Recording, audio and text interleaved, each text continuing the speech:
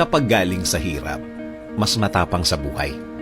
Kung mapapansin mo ang mga taong matitibay sa buhay, sila yung mga taong galing sa matinding hirap sa buhay.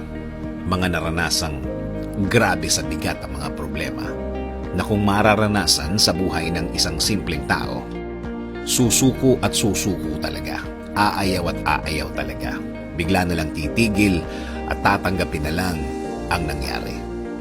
Pero, ang mga taong nag-decide na dumiretso lang sa buhay, sila yung matitibay na. Sila yung na-shape ang pagkatao dahil sa tindi ng hirap ng buhay o kaya sa tindi ng hirap ng sitwasyon. Talagang ang mga darating sa buhay nila sa future ay parang wala na lang.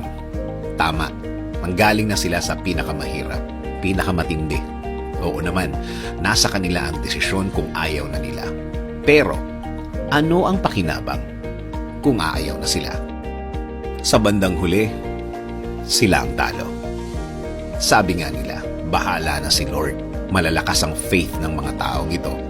Pinanggalingan na nila yan. Kaya alam na nila na hindi naman talaga magtatagal ang sitwasyon nila. Sa mga nagdaan, napatunayan na nila na gagaan ang lahat. Lalo na kung sukuan time. Isinusuko nila lahat sa Diyos. Pwede naman talaga yon. Dahil kung sila lang yan, wala. Hindi nila kakayanin. Hindi nila matitiis ang lahat. Kaya dapat may laging aasahan. Kailangan may laging kakapitan. Kung malalaman mo ang buong kwento nila, hindi lang iisa ang kwento nila.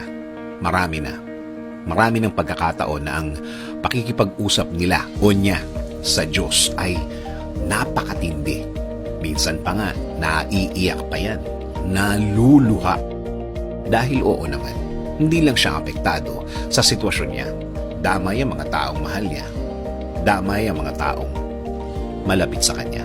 Kaya kung magdasal siya, isinasama na niya lahat para panglahatan ang blessings na gusto niyang dumating.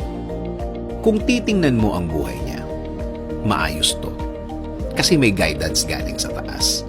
Kapag naman isinuko na niya ang lahat, may direksyon na tayong makukuha sa Diyos. May gagawin na siya.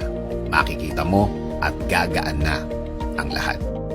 Huwag mawalan ng loob. Huwag mawalan ng pag-asa. Aayos at aayos ang lahat. Basta kumapit. Basta maniwala. Sa mga taong naging cause ng malaking problema mo, akala mo lang yun. Sila ang naging cause. Sa totoo lang, nire-ready ka lang ni Lord sa mas magandang plano niya sa buhay mo. Kailangan mong maranasan ang mga yan para mas umangat ka bilang tao. Bilang anak niya. Sa buhay naman kasi, galing ang tibay at wisdom natin sa mga mahihirap na sitwasyon. Sa mga mahihirap na problema. Mas matinding problema, mas matindi ang lesson. Mas matindi ang makukuha na magagamit mo pagdating ng araw.